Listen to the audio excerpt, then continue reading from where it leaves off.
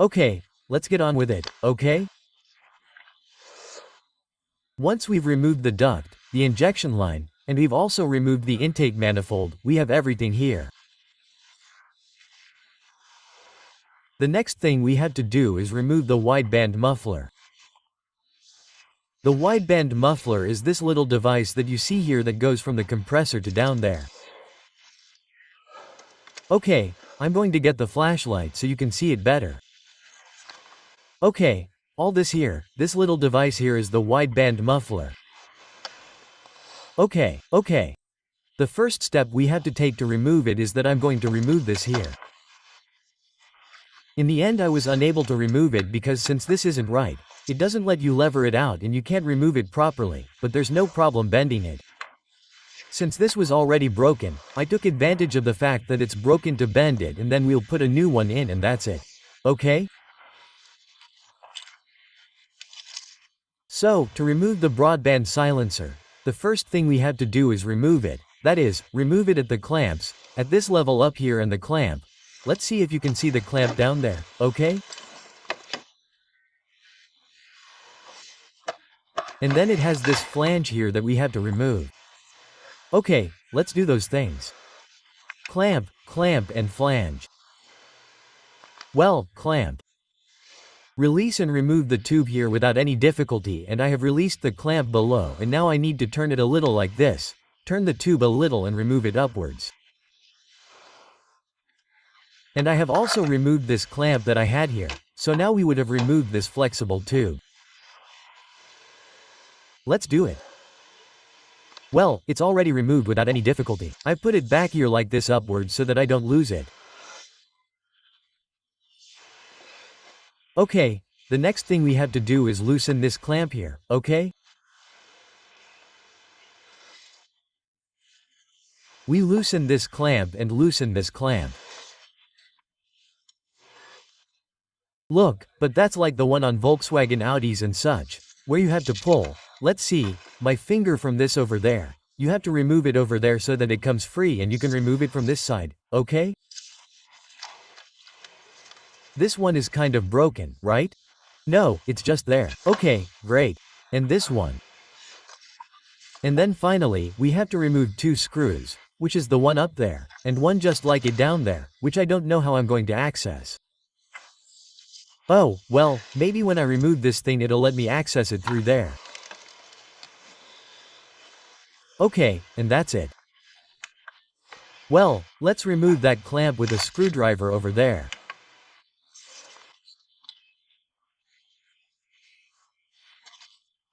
The purpose of removing this wideband muffler is to be able to access the nut that flexes the service belt tensioner so we can loosen the service belt and remove it.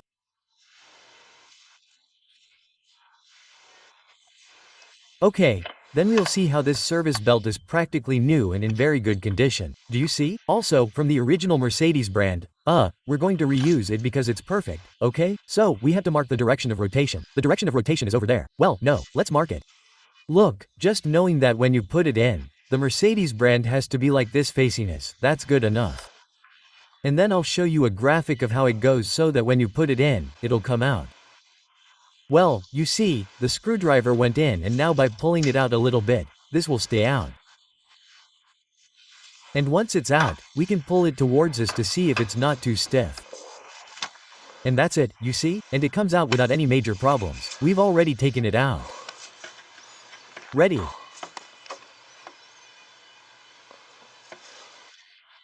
Now we're going to try to take it out on this side here, okay? And we'll have those 2 screws that I mentioned and the silencer will come out. Also, we can leave this wideband silencer down there. I mean, what we really need to do is lower it to access the little screw here and it will fit perfectly. Okay. Well, I finally got this thing out that wouldn't come out and I left it alone because it was half broken and it was bending, but no, I got it out okay because it was really bothering me. See, I got it out of here now and that way, once it's out, I can clean it properly and repair it properly. And if it can't be repaired, we'll put a new one in and that's it. Okay, that's the hole.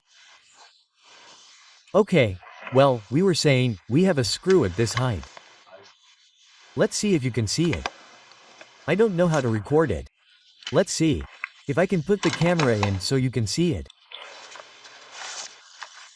I'm going to try to see if I can show it to you. I think you can see it there, see?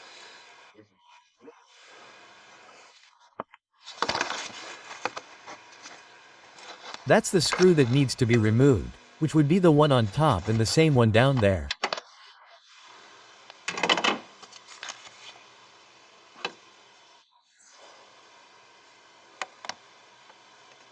Okay, it looks a little more difficult, but it's not impossible. Okay, let's finish removing those two screws.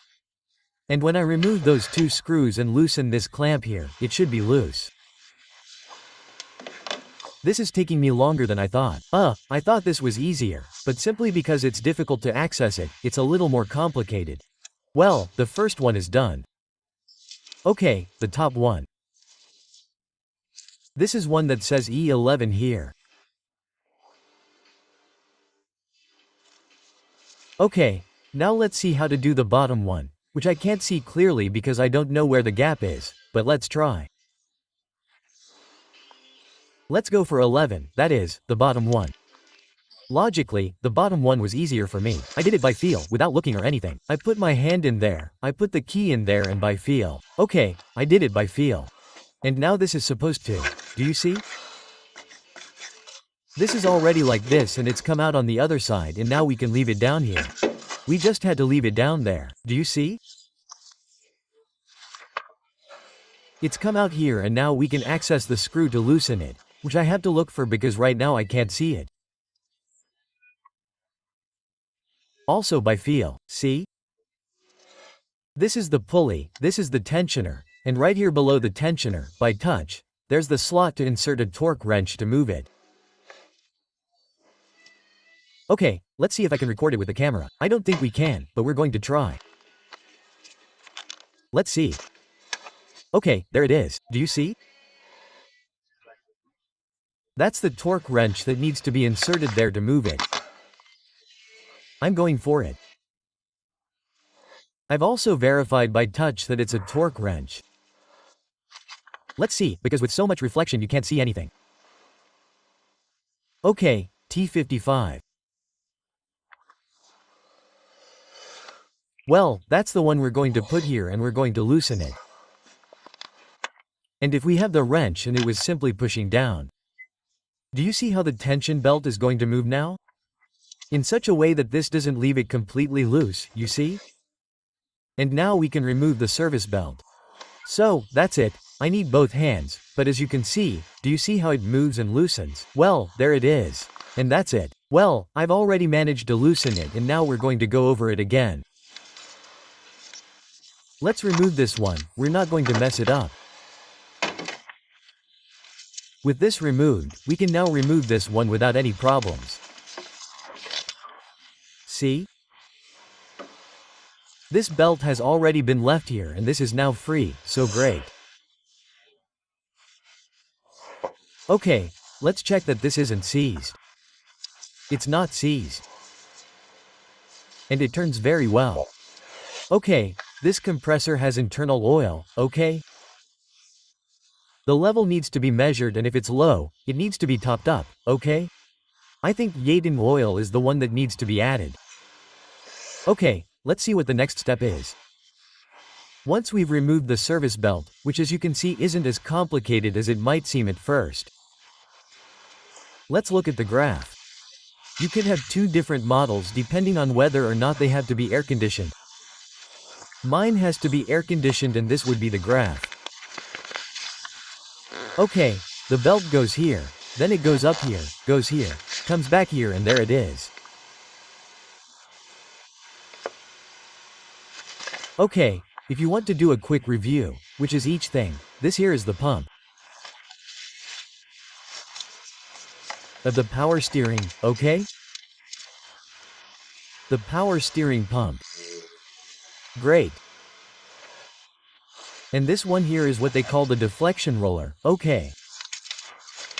I'm also testing how the pulleys are working and they're all working fine. Deflection roller.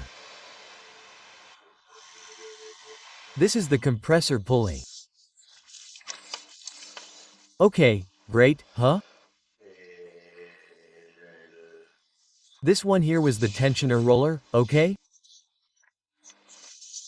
This one here, the tensioner roller, which is the one we loosened to be able to put pressure on it, to relieve pressure on the timing belt.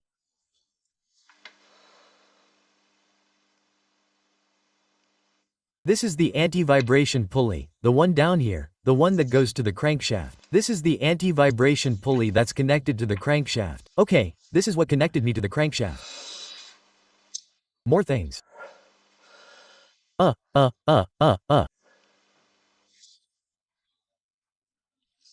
This is the water pump pulley, which is also fine. It doesn't look weird at all. Water pump. There's the water pump. And this is the alternator pulley. This is the alternator, the one here. Okay, there it is. There's the alternator. That's the alternator pulley. Great. So now we've seen all the pulleys.